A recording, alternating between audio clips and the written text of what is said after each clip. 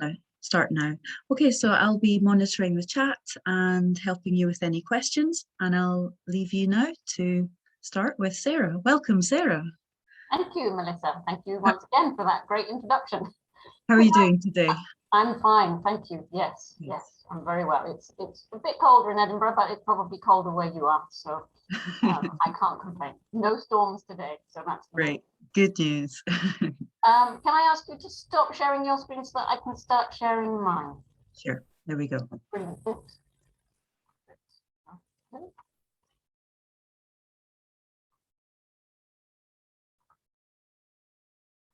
Yeah. Can you see that okay, Melissa? It's a little bit blurred because I think it's screen shared and not the PowerPoint shared. It affects the I've got quite a few here on mobiles. So we're going to go to quite a few links today, which is why I need to share the screen. But when I can, I will stop sharing it this way and share it the other way. Great, thank you so much, Sarah. So hi everybody, good to see you again if you've returned from last week's session. A couple of things to kick off with today, just to let you know that we will be going to some other websites. So if you have a secondary device, or if you can have another screen that you can open on the device you're on, that would be really useful. But if you don't have that option, it doesn't matter. You'll still be able to see what's going on, and I'll be able to explain some of the features of the websites that we're looking at. Also, I'm kind of expecting things to go wrong at some point because it's technology, and some of these things you have linked, you have things set up, and they don't always go to plan. So if that happens, please just bear with me. And if we can't get it to work, I'll just explain what the activity is, what can be done, and then you can go and investigate in your own time after the webinar, because I think the PowerPoint will be available to you, so you'll be able to find all the links there. So if things go wrong, it happens. That's what happens with technology, and let's not worry about it. We'll just move on. And as Melissa said, I would love you to be involved in the chat box. I do like the webinars to be interactive as possible. And again, if your spelling or grammar is not that great when you're typing at speed, don't worry about it. It's absolutely fine. Okay, so let's kick off with what you've probably recently done on your OCT training course when we're talking about interacting with technology in the classroom. So my question to you is, do you like using tech? Do you like using technology to support your learning in the classroom? Okay, can you just pop your couple of comments in the chat box about what you like about using technology and possibly what you don't like about using technology? Okay, lots of yeses, lots of certainlys. Have you got your reasons? Why? Why do you like it? Or why do you not like it? Or why are you concerned about it? Okay, fast and interesting. Accessibility is absolutely a problem. Yes, it can save time. It does motivate students. Yes, it can support teaching, and it can differentiate. Yes, that's a good point. I think we talk about differentiation later on in the webinar series. Google Forms are great. Yes, absolutely. So yes, from my point of view, obviously using tech is something that I do and use a lot in the classroom. It's a real world activity. As somebody says, it's bringing the real world into the classroom. Children today, they're always on their technology. They're always using their technology. So for them, it's motivating. It's a real life activity. It's something they're used to. And also, if we think about their future lives, their future careers, if we're helping them to use technology effectively, creatively, but also critically, we're giving them those 21st century skills that they're going to need to be successful in their future careers. But there are issues, as some people said. Access is a problem. We're talking later on about an inclusive classroom, but how inclusive is it going to be if not all of your students or your learners have access to technology? Can you use technology in a homework task if you know that one or two of your students just won't be able to do that task? So that is a problem. And time, to me, can be a problem. Some people think it saves time in the classroom, which it can do, but I think also there's just so much stuff out there that actually working your way through everything, finding something that is useful, finding something that works for your learners can actually be quite a time-consuming activity. So before we get any further, I'd just like to know where you are with your own confidence level. So Melissa, can I ask you to launch the first poll for me? What I want you to do is just be really really honest about your own levels of confidence in using technology. Are you very confident, neutral, not very confident, or not confident at all? So don't use the chat box for this. If you can, on your phones or on your devices, respond to the poll that you can see on your screen, just so I can get an idea of how you personally are feeling about technology in the classroom. Melissa, are you getting results coming in? Yeah, we already have about 100 answers. So we've quickly learned how to use polls here in Kazakhstan on Zoom. Well, let's wait a few more seconds if you haven't answered.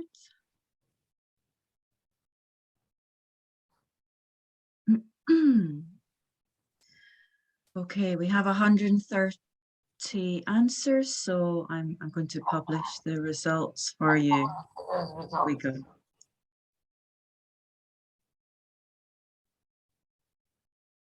Okay, so actually over there in Kazakhstan, you're feeling pretty good about using technology in the classroom, which is great. So some of you are very confident. Wonderful. I'm hoping that I'll give you some new ideas today or give you something more to think about in the way you use technology in the classroom. And the majority of you are confident, which is nice because that means you've started using it, you've got some good ideas. A couple of neutral and some not very confident, but nobody is not confident at all, which is really encouraging to see. Those of you who are not very confident, I'm with you. I was quite resistant initially because it's just the fear of things going wrong or the fear of the learners actually being able to use this technology far better than we can. But hopefully for you people today, I'll give you some small steps, some ideas that you can start using in the classroom relatively soon. Thank you, Melissa. If you want to close that poll, that would be great. So a lot of today is actually going to be very practical. Just looking at some of my favorite ways of integrating technology either into the classroom or into our homework tasks. Some of them I'm sure you already know, and some of them you're probably using already, which is great, but maybe we'll think a little more detail about the reasons behind it and how it links to other areas of our teaching. So it's mainly practical. There's just going to be a tiny little bit of theory before we move on. So the key thing with using technology in the classroom is that interplay between pedagogy and technology, and making sure that the technology doesn't lead the pedagogy, but that the pedagogy leads the technology. So there's, there's a couple of key issues that I think it's worth reiterating and remembering from the online training course that you've already done on integrating ICT. It's authentic, mainly. So make sure when you're setting up a task that you're using with your students, make sure it seems authentic for them. It's related to something that they might do on social media or on their devices anyway. So make sure it's a really authentic task. Make sure it's relevant to your curriculum. Sometimes it's very easy to just say, oh, this piece of technology is great, I'm going to put that in my class, but actually, is it supporting your curriculum? Is it developing your curriculum? Is it relevant to your curriculum? And if it's not, I would say, however fun it could be, however useful it is, maybe don't use it at this point. As we said before, make sure it's motivating for students. We always want to motivate our students, and everyone thinks, okay, it's technology, it must be motivating, but it's not always, because kids these days, they're on technology, they're on devices a lot of the time. So it can actually become dull and boring for them as well. So make sure that how you're using the technology is really motivating for your students. If possible, make it interactive. A key good use of technology, I think, is to help us build that classroom social environment. Okay, build the rapport, build the dynamic of the students together. So if you can use a technological platform that is interactive and that helps to bind that class as a community together, then I think it's a really useful tool to use. Okay, make sure it's real life. Okay, this links to the authentic thing. It's a real good idea to get the real life world of your students coming into the classroom so that they can relate what they're doing in the classroom to how it's actually going to help them in the future, in their careers, or in their further studies. Critical evaluation. Don't just use technology without asking your students to think about that technology, or to think about what they're reading, what they're seeing, or to think about what they're producing, and get them to really critically evaluate the website or the product, whatever it is that they're looking at. Make sure they critically evaluate it and they can see where the pitfalls are and where the benefits are. And finally, make it creative. Get students involved in creating something to put out there on social media, if it's a safe platform for them, or on a website. Make sure they're involved in creating materials for themselves and they're not just responding to other people's materials. Okay, again, that links back to the 21st century skills that we need to develop in our students for their future careers and their future studies. Okay, so if you do have a device at this point, now would be the time to get that, or opening another window ready for the next task. So what I'm going to be doing is just giving you 1 or 2 ideas across the 4 skills and vocabulary and grammar, and telling you how I use them in the classroom. And as I'm doing that, oh, sorry, before we do that, can I just find out what your current situation is? Melissa, can we have the other poll come up? So this is going to be really useful for me as we're going through, if I know what the situation is with your current teaching situation. So do you have no access to technology in the classroom? Do you have learners with access to their own devices and the school internet? Do you just have 1 computer in the classroom? Do you have multiple devices in the classroom? Do you have computers and the student with their own devices, or do you have another situation?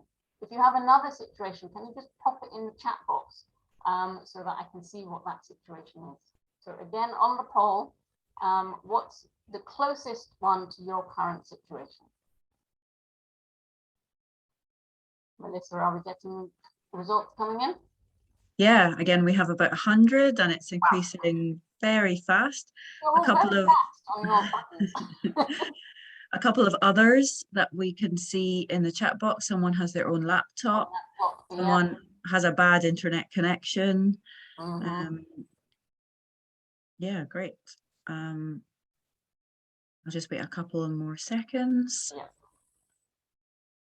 Thanks everyone for your quick answers. Yeah, lots of teachers say they have their own laptop. And those people who've got their laptops in the classroom, can you project that onto a wall at all, or onto a smartboard, or is it just a small screen that you can see in the classroom?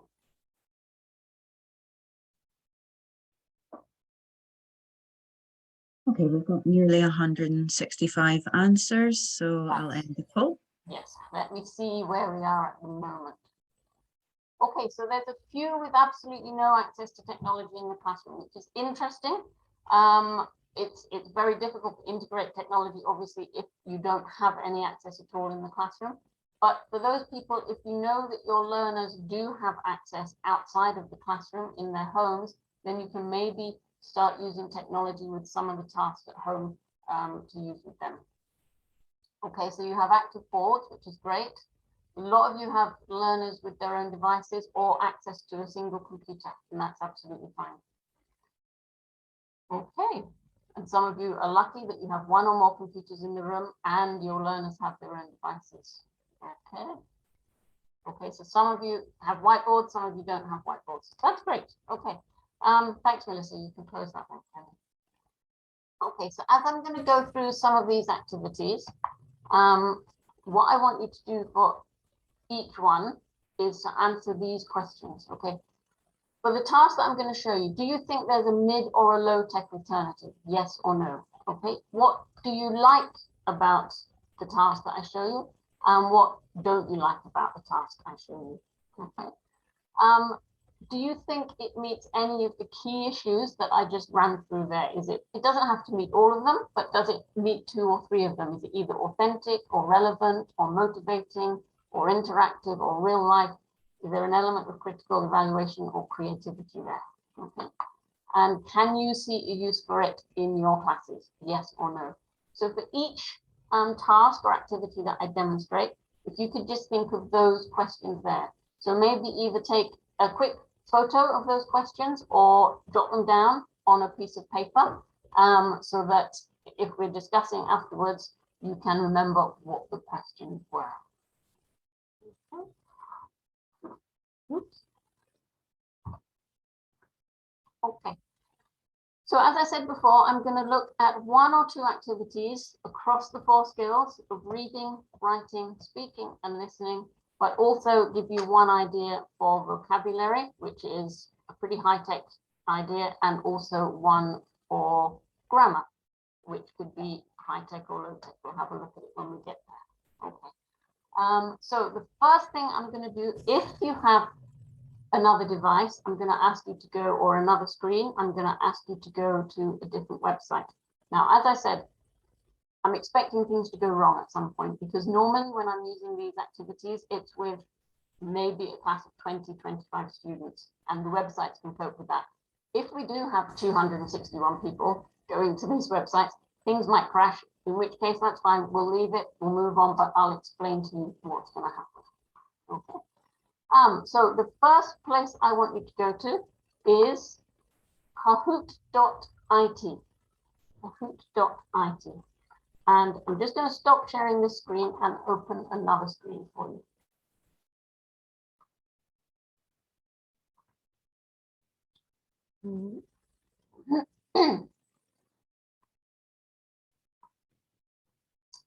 Okay, so this is my view that I can see of this. Your view, you will have a different view, I'm imagining.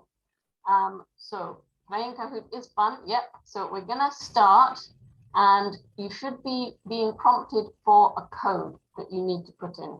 Okay. And the code that you need to put into your game is on the screen now. Melissa, can you see that code?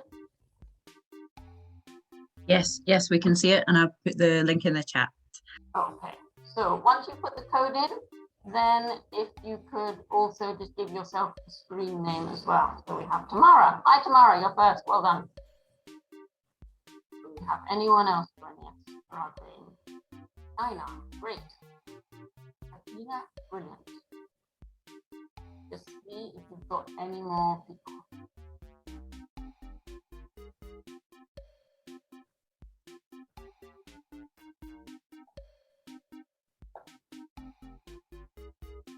Okay, we've got quite a few people now. We've got 12. I'm really hoping we don't get 265 because we could be here for a very long time. So I'll just let a few more people join. If you can't join, you can see what's happening and you can check it out yourself. Okay. Okay, if you're still joining, don't worry, because I don't want to spend a long time when you can check this out on your own. Oops. Okay, here we go. I'm going to start the activity. It's very quick. I've only got 4 very quick questions. So the first question is, it's all about fruit. Okay. First question is, what fruit is this? You should see the question on your phone, and you just have to press the correct answer.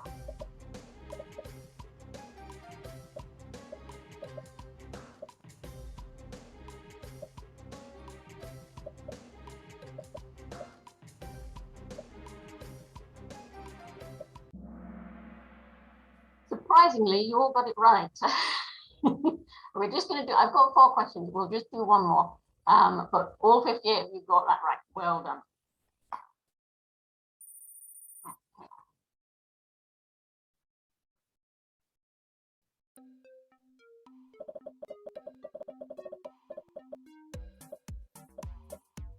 Well done. Got lots of answers coming in. Let's see how many of you got it right. Did any of you not get it right?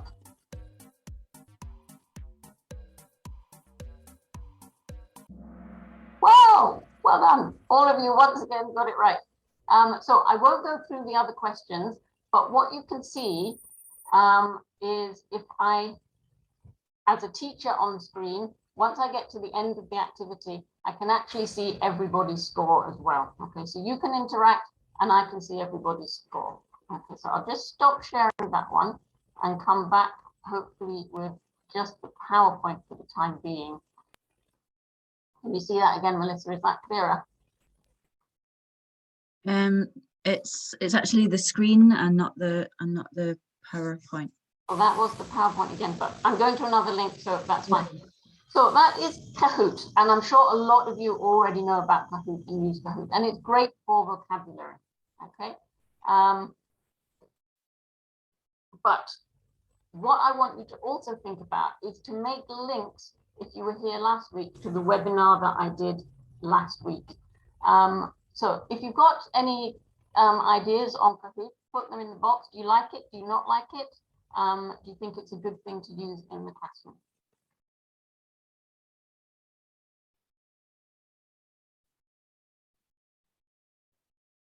Okay, okay, everybody likes it. It's obviously great if you have the high-tech solution, if you have everybody with their own phone or their own device in the classroom, and then it becomes a competition. But you don't have to do it that way. You could just do it with one screen in the classroom, and you can have students racing up to that screen to put in the answer, or you can have students rotating around to come and put that answer in that computer. So you can actually do it with just one computer in the classroom. But if you have got the high-tech version where you've got students competing against each other, you've got that motivating, competitive streak that kids love to get involved in. But also think about what we said last week: self-assessment, peer assessment, and formative assessment.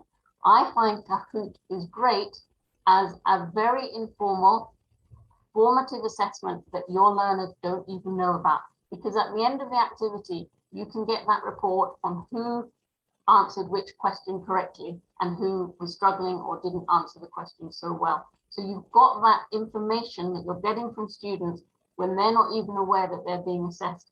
And you can use that to then affect your own teaching in the future. So it's a great way of formative assessment, and it's a great way of self-assessment, because students are involved in the game, they want to do well, and they can see themselves what they know and what they don't know. So you're then motivating them to go and find out the things that they're getting wrong, and they're seeing for themselves what they do know and what they don't know.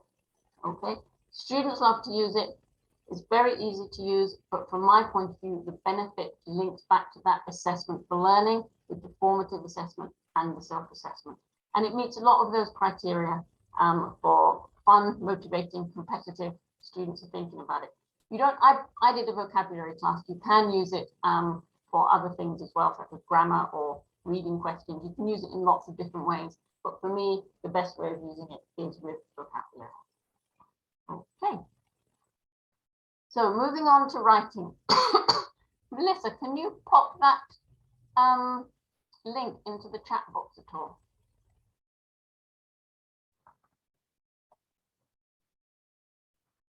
I can post the general Jamboard link, but I can't copy and paste from there, sorry. Okay, let me go back.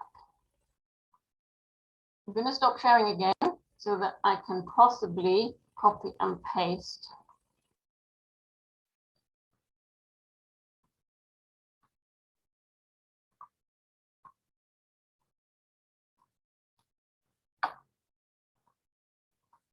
Okay, let me see if this comes into the chat box.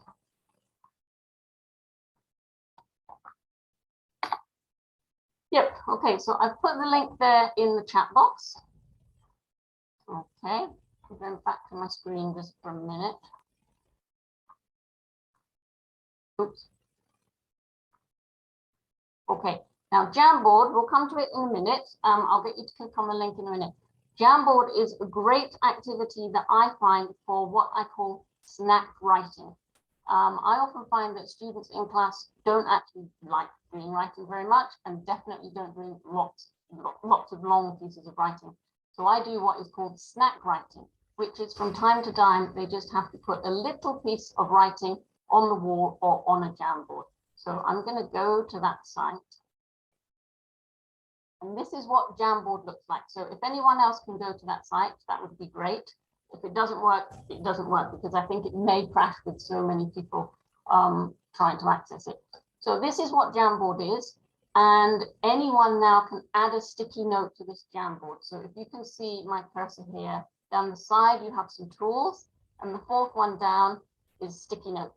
And you can just click on sticky note. You can change the color of your sticky note.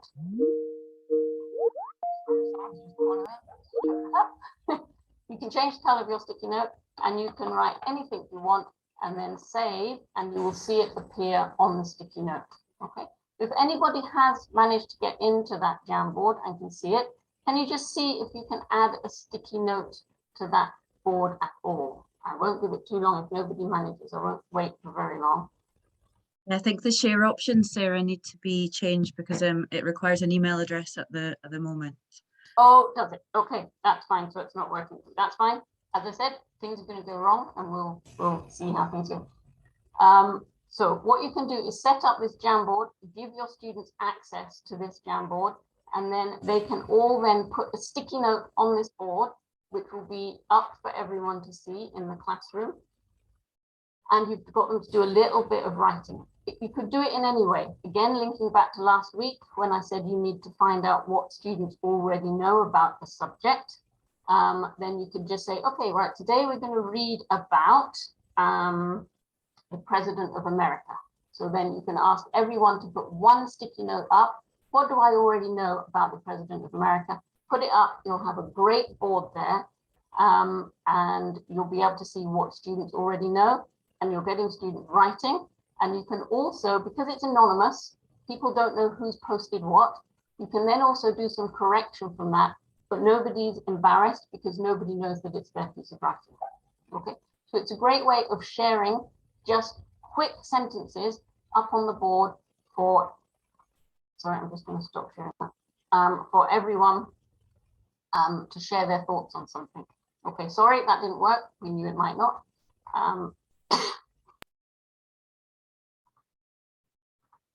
Okay, so it's really useful for collaborative brainstorming, and then you can use that to move on to other activities once you've got students to write something down. It's a great thing to do. If you've heard of it but never used it, do check it out because it's very simple to use. Obviously, I needed to add you all and I couldn't do that. It is very easy to use, so I would use it. It's nice. Sometimes I used to use WhatsApp to get people just to say, what's your favorite animal? Everyone quickly send a WhatsApp. The problem is that everyone has to share their phone numbers for WhatsApp to work. So it's a really useful thing to use, which is anonymous, and you don't have to share your email addresses. So that's one of my ideas for writing. The next idea I have for writing, which I'm sure you all know already, is Padlet. And I can't tell you how good Padlet is for writing. So this is a Padlet that some teachers in Turkey have recently made when they were trying to use Padlet for the first time. And the people in the picture gave us their permission to put this up in the webinar for you. I'm sure, has everyone used Padlet before? It's a really easy thing to use. You need to set yourself up an account, and then you need to give your learners access to your particular Padlet account, but then they can build their own, it's like building their own page. And this is what a final page could look like. So you can share information with them.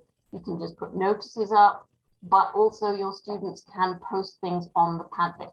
And what a lot of research has shown is that students will take much better care of their written work if they know that it's going to be up and displayed in this kind of format. They put a lot more effort into it. They are invested in it looking good.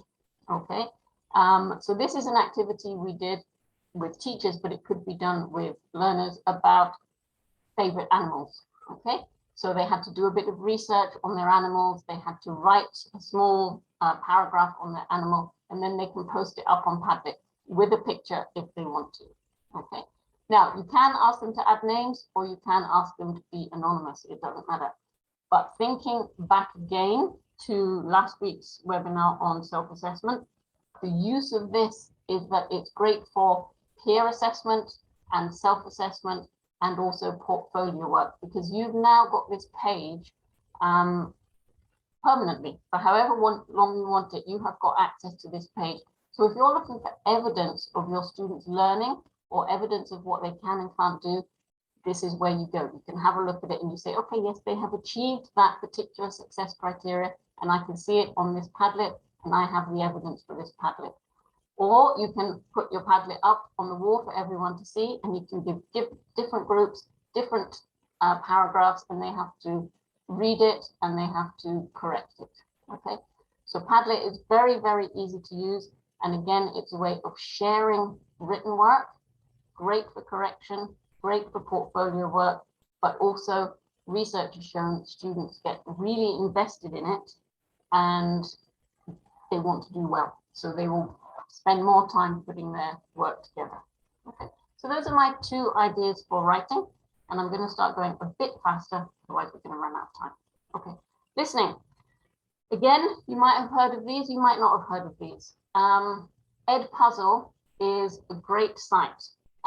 There's things already up on Edpuzzle, lots of video lessons that are there, but the great thing about Edpuzzle and also TED-Ed, which I'm also sure you've heard of, is that you can choose your own YouTube clip, you can even make your own video, but then you can make the questions to go alongside that video.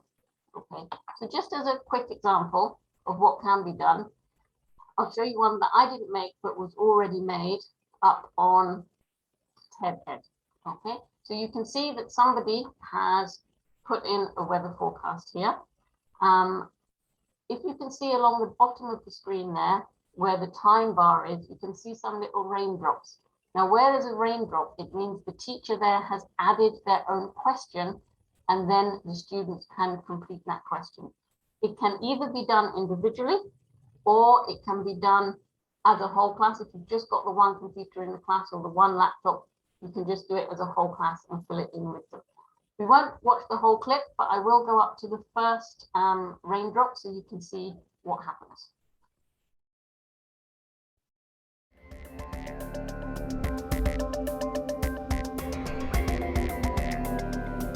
Three, two. Good afternoon. I'm Maria from Chicago News. Let's look at our weather for today. This morning it was cold and cloudy, but now it's beautiful outside. Okay, so you can see, just going to move the chat box, you can see that the video has paused and a question has come up here. This morning it was blank and blank, but now it is beautiful outside. So there in the box, you can type in, I can't remember now, it was cold, was it, and cloudy, but now it's beautiful outside. Okay, if you're struggling, you can re-watch that part, or you can skip that question and move on. So it's something that you create as a teacher. You can choose a video clip off of YouTube. You can make a video clip and upload it, but then you can add your particular questions. You can create these questions and they're very easy to create within Edpuzzle. Okay, so that's one example there of what you can do with Edpuzzle. Okay, and the other one there, TED-Ed, is the same kind of thing. Okay, there's already a whole load of videos there that you can use, but if there's not something suitable for your particular class, then you can find your own video clip, you can upload it, and you can create your own task and questions within that. Okay, so TED-Ed and Edpuzzle are two things that I would really recommend, and they're all free. You need to set up accounts for these, but everything I'm showing you is free at a basic level, so you can always work with them and get something useful done. And the other one I want to share with you is eslvideo.com, and these are also ready-made lessons. Okay, so ESL Video, you have all your levels here. So let's go to beginning level. You can choose different subjects here that people have chosen about. You can't create, I think you can create your own here, but I've never created my own here. I've always used what's here. So for example, you choose one and you have the video here that you can play, and then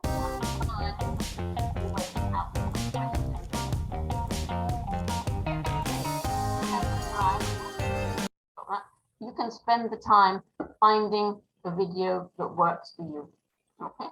And again, if you've got lots of devices, you can have different people in the classroom looking at different videos at different levels. That helps for your differentiation. But if you've just got the one laptop, then you can use it as a class. So that's also one of my favorite sites. Okay. So those are my two ideas for listening. TED-Ed or Edpuzzle, where you create your own lessons to go with your own videos, or ESL video, where it's already done for you. Okay. How are we doing time-wise? Reading. Okay, I'm a bit of a cheat with the reading because there's lots of reading sites out there, but what the two sites that I'm going to show you actually integrate reading with another skill. And this is one of my favorite ones, mystorybook.com. We won't have time to actually make a storybook now, but what you can do is click on the link, and then if you go to lesson resources, then it tells you how you can make the storybook. So what basically happens is children can make their own, let's go to the library. Children can make their own books, or teachers can make books that you then ask your students to read. Okay, they're very simple, short books. So here's one on my 5 senses. My name is Billy. My mum says I'm special because I have eyes, ears, nose, mouth, and fingers. You can create these books yourselves, and you might think this looks really difficult, but after this webinar, go and look at the demonstration because it's so easy to make a book. So 2 things you can do is you can make your book yourself, okay, and then ask your students to read the book. Or you can integrate your skills of writing and reading, and you can get your students to write their own book and illustrate it in this way, which is very easy, and then share them around the class and get them to read other people's books. Okay. So that is one of my absolute favorite, especially for the younger learners, making books, because you're integrating your writing skills with your reading skills. And as I said before, if they know that what they're writing is going to be published and it's out there for other people to see, then they try really hard and they do some great stuff. And you can actually publish their books, not just within your closed class, but you can publish them, if you're happy with that, on the wider web, and they may actually win a prize for some of the books that they write. So it's a really motivating tool for your students. And then the other one I like is the Fable Cottage. Again, younger learners, where you have stories, and you can either just read the story, or you can listen to the story, or you can read and listen to the story. So if we look at the city mouse and the countryside, you can just play the audio, you can watch a video, or if you don't want to do listening skills, you've got the story there as well. Okay, so it's great for reading, and then you can add your own tasks. So what you could do is provide a worksheet for your students, and you can either read or listen in class. And if you wanted the video option as well, if you have the option to watch the video in class, then that's what it is. The city mouse and the country mouse.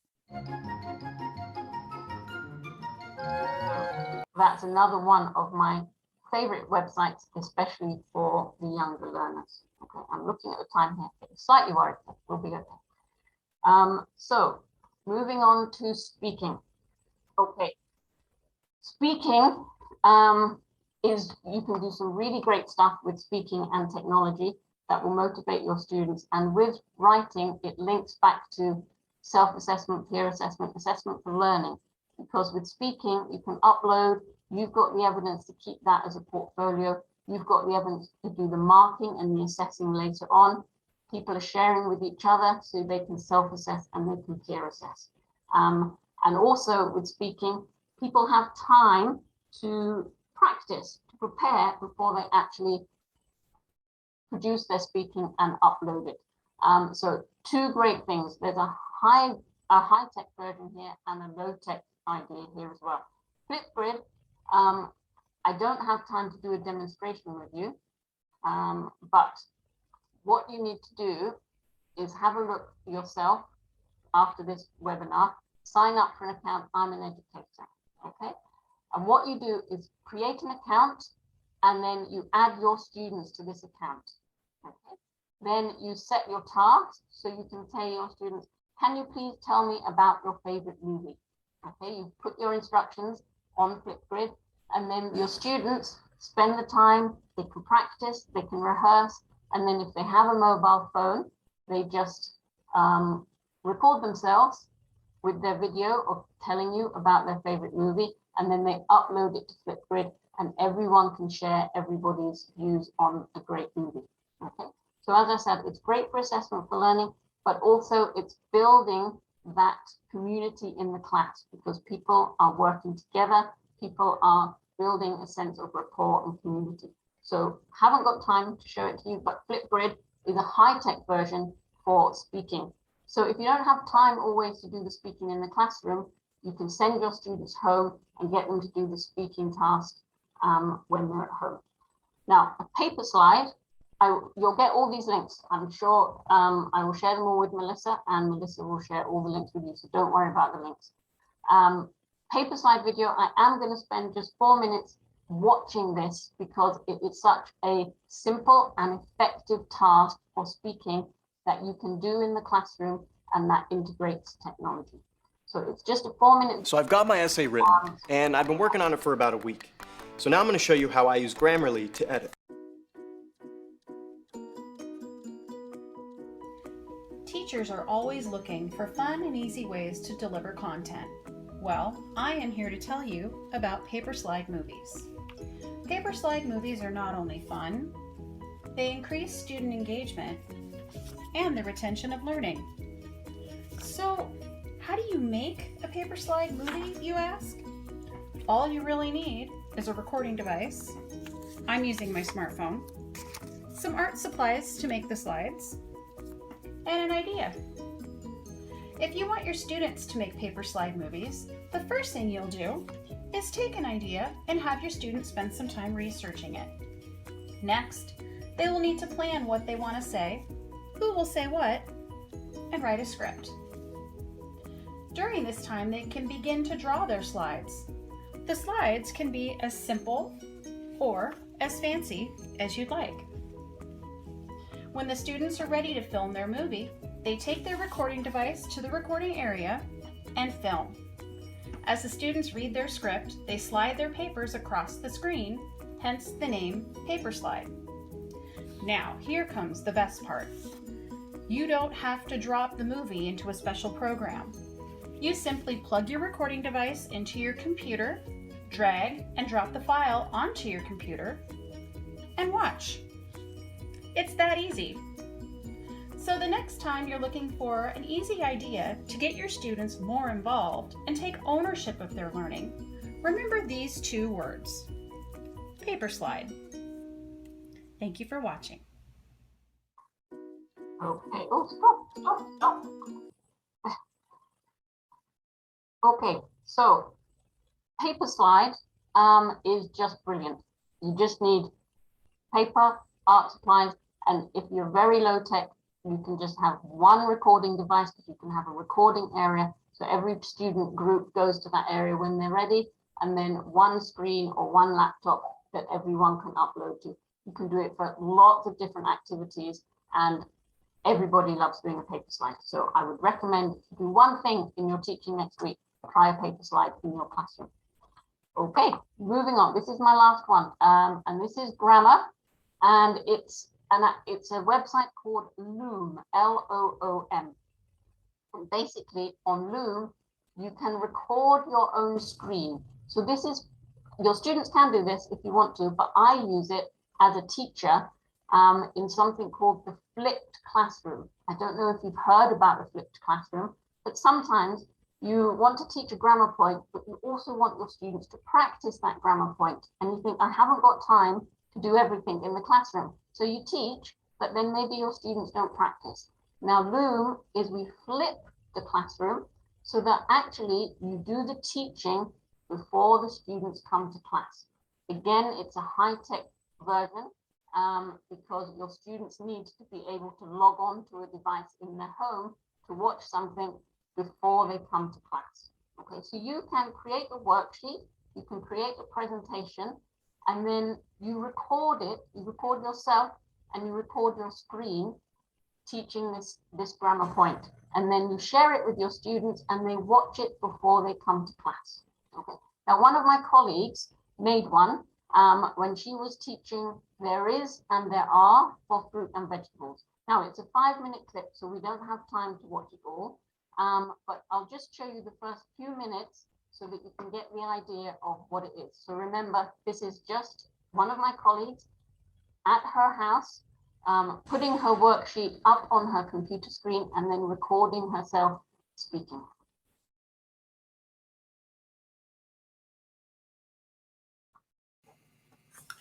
Good morning, everyone. How are you today? It's Saturday morning and I need to go to the market. I need to go shopping. But first, let's look in my fridge. What can you see in the fridge? I can see cucumbers and I can see mushrooms. There's some milk and there are strawberries. Okay, so we won't look at all of that because we don't have the time for it, but you can see the idea that you're just creating your presentation on your computer and then recording it. And the joy of that is that you then send it to your students and they come to class prepared because they've watched your video. So they come with their questions or they come knowing the language already. So then that frees up the time in your classroom to actually spend the time using the language, practicing the language, and getting your students speaking, using the language. It's great on a number of levels because if you've got some students who need longer to think about this language point or to understand what's going on, then they're at home and your bright students are going to do it for, maybe they're going to watch it once and they've got it. But the ones who need a bit more help, they can watch it, they can go away and think about it, they can come back and they can watch it again. So they've got more time and they're coming to you with the questions and with the problems that they've already got. So yes, as somebody said, for the free version of Loom, you've got a maximum of a 5-minute recording. But personally, I found that usually 5 minutes is enough, or you can just do 2 separate recordings for your students. So that is my good suggestion for integrating technology with your grammar classes. Okay, so those are all my favorite ideas, okay, of things you can do with technology in the classroom. I think we have to remember there are challenges, always challenges with using technology. A lack of technology, as I said, you never want to disadvantage any of your students and have a lack of inclusivity in your classroom. If you've got, such as the Loom idea, if you've got any student who just can't access this at home, then I would say don't do it because it's not fair for that student. So you always need to make sure that everyone has the same level of access that you need them to have to do a task. Okay. Poor internet connection, always a problem. If you know that that's a problem in your classroom, then just be honest with your students. Everybody knows we're going to try this. If it works, it works. If it doesn't, it doesn't. Just don't get too worried about things going wrong. Okay, it went wrong with the Jamboard today because I haven't shared all your emails on it. That's fine, it doesn't matter. Okay, safeguarding issues. This is a key one. You have to check very carefully any website that you're sending your student to. So you need to check that that website is appropriate for your students, but you also need to be very careful about any of the advertisements on those websites or any through links, anything else your students can click on to take them away from that website into something else. So sometimes you might just think, this is a great idea, but I'm not happy with some of the information around this website, so I'm not going to use it, okay? That's why I like doing things like Flipgrid, Jamboard, the other ones that you need to log into, because then you know that you're in a secure environment. So safeguarding issues are really important. And then the other big one is there's so much out there, there's so much to take in, and it's just too time consuming. And I would say I absolutely agree with you. Sometimes it's a little bit overwhelming. So that's why I've shared with you my favorite things just to start with, and then you can take it yourselves and take it forward when you've got some more confidence building. Okay, I think that's all I've got to say. So questions, over to you, Melissa, for questions. Thank you very much, Sarah. So we now have just under 10 minutes for any questions. So everyone, you have anything you want to ask, you can put that in the chat. It could be about any of the sites, it could be about technology in general. I'm sure Sarah can help with both. Yes, did you have any favorites there, Melissa? I have been a lover of Padlet for many, many years. I absolutely love it. I think it's so easy to use. I've used it with 7-year-olds. I've used it with 70-year-olds. I think anyone can use it. I like it a lot. I've seen a couple of questions go past about Grammarly. I see Grammarly all the time because it comes up as on an advert before a lot of YouTube clips. To be honest, I've never looked at it. So that's something I need to do. So I'm afraid I can't answer your questions about Grammarly because I've never looked at it. I don't know. Someone says, what's your favorite, Sarah? So the same question for you. My favorite, I think I have two. I have Flipgrid, because it's great to get students talking. Actually, I have 3 paper slides. If you ever do a paper slide activity in your classroom, it's such fun and it's so effective. And then the new kid on the block, which is the flipped classroom. So taking the time out of class for lots of boring explanations, which students can do at home. So Loom for me, just sharing your screen, recording your screen is a really useful tool. Yeah. That's good to know. Yeah, and paper slides is quite low technology because you could do it with a mobile phone. Oh, paper slide is very low technology, but very, very effective. Yeah. I shared everything in the chat. I've been collecting them as you've been speaking, so I've just to share it again for everyone. Someone, Nazim says, have you ever used Bandicam? I haven't, Nazim. I would love to know what Bandicam is. I'm going to write it down and I'm going to go and research because, as I said, there's so much out there. Something that everyone knows about you might never have heard of. So I'm afraid I don't know Bandicam, but I will go and look at it. Yeah. Someone else suggests WordWall. Is that similar to Padlet? I'm not sure. What I do like using is Wordles, where you can put lots of vocabulary up and create a visual from that vocabulary. So that's great. But WordWall, I'm writing them all down. I'll go and see what they're like. Someone says, are most of these tools free? All of them. Everything I've shown you is free at a basic level.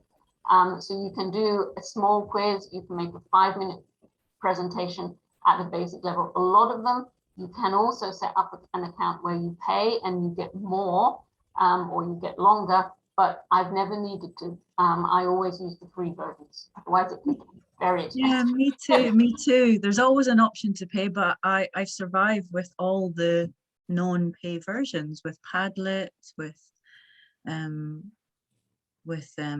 Edpuzzle. Yeah, I've never needed to. I've never decided to pay. Yeah. Edmondo, somebody asked me about Edmondo. Yes, I love Edmondo. That's also a very good site that you can use. Yeah. We've just got lots of suggestions. People are really keen to share rather than ask questions. And that's the best way to do it, because I've given you my favorites, but there might be some things that, actually, I think that's better than what Sarah had. Great. Share it with everybody. Let everybody know that they can try it out and see. I did see one question that says, do you use technology in every lesson? It's an interesting question. Do I? No, I don't. I don't use technology in every question. I think it's finding a balance. You can do too much. Sometimes just traditional teaching is great, so no, you don't have to use technology in every lesson.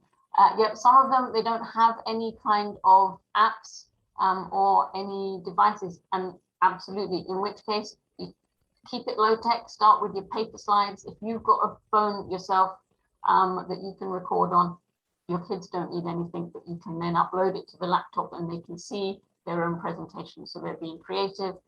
So there's always low tech solutions that you can find.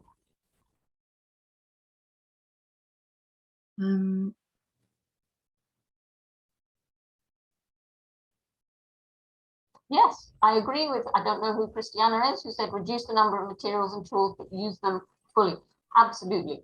The key thing with, because we're all busy teachers, we don't have time to make all these things with bells and whistles all the time. So if you've got something good, make sure you exploit it fully. Don't spend 15 minutes making something that you're going to use for 2 minutes in the classroom. That's not an effective use of your time.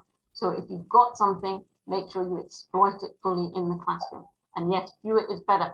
I mean, today's webinar, I wanted to show you a lot of things. So there was lots of clicking here, clicking there, websites here.